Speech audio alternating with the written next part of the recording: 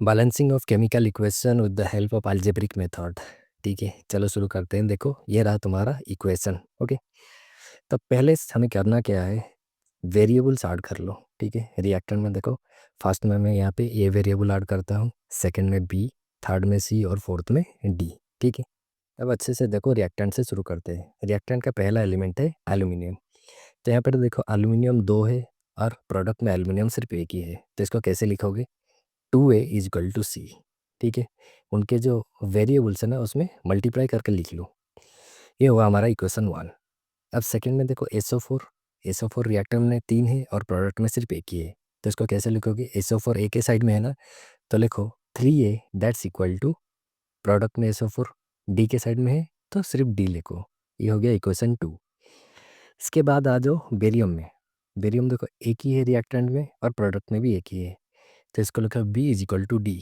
Okay, now fourth one is chlorine. देखो chlorine reactant में 2 है और प्रोडक्ट में कितने 3 है, तो इसको कैसे लिखोगे, 2b is equal to 3c। ये हो गया तुम्हारे 4 इक्वेशंस। ठीक है, अब तुम्हें करना क्या है, ये A B C D या फिर किसी भी वेरिएबल में तुमको 1 पुट कर लेना है, जैसे भी तुम्हारी मर्जी। ठीक है, लेट मैं तुम्हें समझाने के लिए ए को 1 ले लेता हूँ।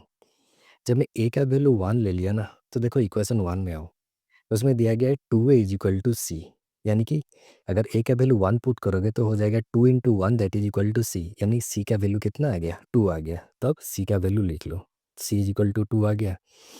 अब देखो ए का किसी और के साथ रिलेशन है, तो इक्वेशन 2 में देखो ए का डी के साथ भी रिलेशन है, तो 3 इंटू 1 करोगे तो डी आएगा, जो कि डी का वैल्यू कितना हो जाएगा, 3। ठीक है, अब देखो डी का किसी के साथ रिलेशन है, तो गौर से देखोगे इक्वेशन 3 में तो डी का बी के साथ रिलेशन है। अगर डी आया 3 तो बी भी हो जाएगा कितना, 3। देखो हमारा ABCD का वैल्यू बहुत ही आराम से निकल गया। अब तुम्हें करना क्या है, जो हम ABCD वेरिएबल लिखे थे ना इक्वेशन में, वहाँ पे जस्ट इसको 1 2 3 4 को बस वैल्यू के साथ रिप्लेस कर देना है वेरिएबल्स को। तो ए की जगह 1 लिख दो, बी की जगह तुम्हें लिखना होगा 3 एंड सी की जगह लिखोगे 2 और डी की जगह 3। ये हो गया तुम्हारा बैलेंसिंग ऑफ केमिकल इक्वेशन। यह मेथड सबसे अच्छा मेथड है, उसमें गलती होने की कोई भी गुंजाइश नहीं होती है। जिसको भी समझने में दिक्कत हुआ वीडियो को और एक बार देख लेना या फिर कमेंट कर लेना। ओके।